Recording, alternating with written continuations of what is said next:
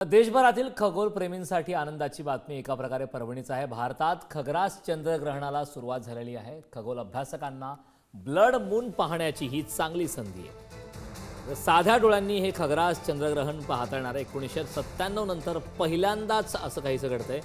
देशभरातील खगोलप्रेमींसाठी आज आनंदाची पर्वणी आहे, कारण देशभरात आज साध्या डोळ्यांना खग्रास चंद्रग्रहण पाहता येणार आहे।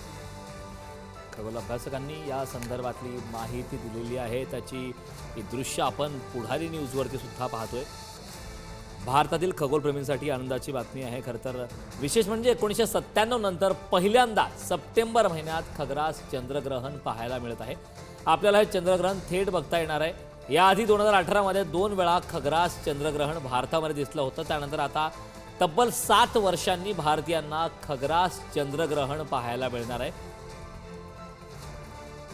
खगोलप्रेमींनी हे चंद्रग्रहण पाहण्याचा आनंद लुटावा, एक अशी ही खास दृश्य आपण पाहतोय पुढारी न्यूजच्या आपल्या लाडक्या प्रेक्षकांसाठी।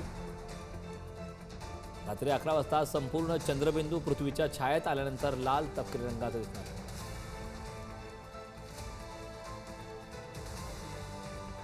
या संदर्भात चर्चा करण्यासाठी आपल्या खगोलतज्ञ सुरेश तोंगरे जोडले। सुरेशजी, पुढारी न्यूजमध्ये आपलं स्वागत आहे। आपण पाहतोय की खग्रास चंद्रग्रहण विशेषतः म्हणजे यावेळी आपल्या साध्या डोळ्यांनी सुद्धा हे चंद्रग्रहण पाहता येईल अशा प्रकारचं याचं वैशिष्ट्य। आणखीन याची काय वैशिष्ट्य आहे? नाही, चंद्रग्रहण आणि चंद्रग्रहण हे गेल्या 2 वर्षामध्ये आपल्याकडे काही फारसं झालं नाही। आपल्याकडे छायाकल्प चंद्रग्रहण झालेलं आहे। त्यामुळे एक चांगली संधी आपल्याला आता मिळालेली आहे। आणि थोडं जरा पावसाचं प्रमाण पण महाराष्ट्रामध्ये काही ठिकाणी कमी झालं,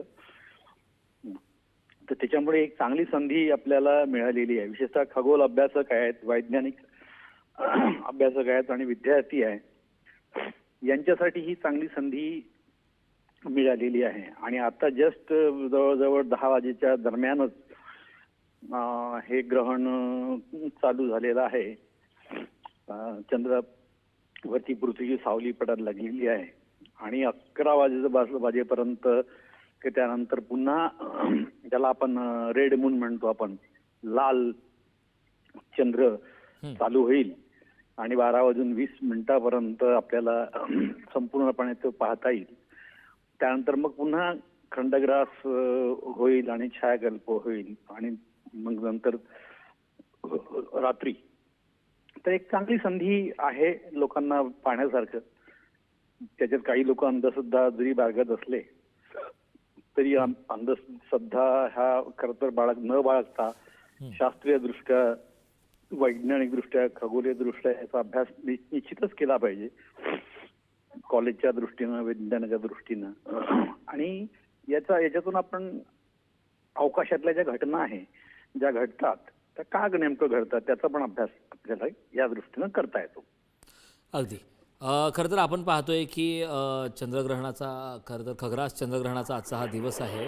आणि यामध्ये एक महत्त्वाचा मुद्दा हा सुद्धा आहे की चंद्रग्रहण नेमकं हे सुटलं हे कशाच्या आधारावरती सांगितलं जातं, ते नेमकं कसं ठरतं? नाही, ग्रहण दरवर्षी आपल्याकडे 4 ग्रहण कमीत कमी आपल्याकडे होतातच। बरोबर आहे। 2 सूर्यग्रहण आणि 2 चंद्रग्रहण होता मध्ये। आणि एकाच महिन्यामध्ये एकदा चंद्रग्रहण झालं की दुसऱ्या 15 दिवसानंतर सूर्यग्रहण होतं। जसं आता आपल्याकडे चंद्रग्रहण, खग्रास चंद्रग्रहण झालेलं आहे, तर पुढच्या म्हणजे पुढच्या काळामध्ये म्हणजे 1 महिन्याच्या दरम्यान पण आपल्याला आताच सूर्यग्रहण होणार आहे। पण ते सूर्यग्रहण आपल्याकडे दिसणार नाहीये, दक्षिण भागामध्ये दिसणार आहे, म्हणजे ऑस्ट्रेलिया आणि पलीकडच्या भागामध्ये हे ग्रहण आपल्याला पाहता येईल। तर या दृष्टिकोनातून हे जे चंद्रग्रहण आहे हे ग्रहण खूप महत्वाचं आहे, प्रश्नच नाही।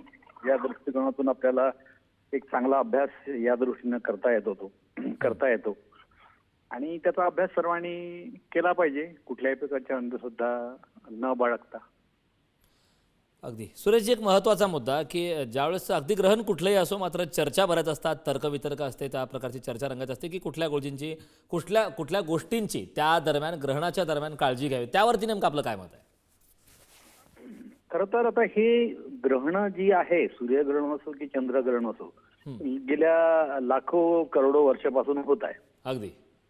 फक्त गेल्या 1000 वर्षाच्या काही काळापासून जेव्हापासून अंधश्रद्धा लोक मानायला लागलेले आहे हं. आणि धार्मिक दृष्ट्या लोकांवर याचा प्रभाव पडलेला आहे, बरोबर. तेव्हापासून ग्रहण हे कशी धोकादायक आहे, ज्योतिषी विशेषतः ज्योतिषी जी आहेत ती किती धोकादायक आहे असं मानलं जातं. तर त्याच्यामुळे मग लोक त्याच्यावर त्याचा अभ्यास पण न करता, वैज्ञानिक दृष्ट्या अभ्यास न करता लोक मानायला तयार झाले की नाही खरंच मग या ग्रहणांचा परिणाम आपल्या माणसावरती होतो, आपल्या संस्कृतीवरती होतो वगैरे वगैरे. त्याच्यामुळे मंदिरं बंद होतात, लोक खाणं पिणं आपल्या ऍक्टिव्हिटी बंद करतात, लोक घरातल्या घरात राहतात. तर हा प्रभाव सुरू झाला. मध्ये काही काळ कमी झाला, पण आता पुन्हा आपल्याकडे भारतामध्ये लोकांनी याला पुन्हा वाढायला चालू केलं आणि अजूनही लोक अंधश्रद्धा मानायला तयार आहे. परंतु खगोलीय दृष्ट्या, वैज्ञानिक दृष्ट्या या ज्या घटना आहेत या घटना नियमित होत असतात. म्हणजे दररोजच खरं तर पृथ्वीची सावली अवकाशात दररोज पडणार, अगदी. दररोज पडते, दिवसा पण पडते आणि रात्री पण ही सावली होत असते, आपल्याकडे अंधार होत असतो, पण दररोज होत असतं. अगदी. त्याच्यामुळे कुठल्याही प्रकारे वैज्ञानिक दृष्ट्या याच्यावर काही परिणाम होत नाही. काही लोक त्याला अंधश्रद्धेच्या पोटी याचा परिणाम होतो. अगदी. नक्कीच त्याचा सुरेशजी, वगैरे आपला होतो. मुद्दा लक्षात आला. खूप खूप धन्यवाद. आपण पुढारी न्यूजशी संवाद साधलात त्याबद्दल.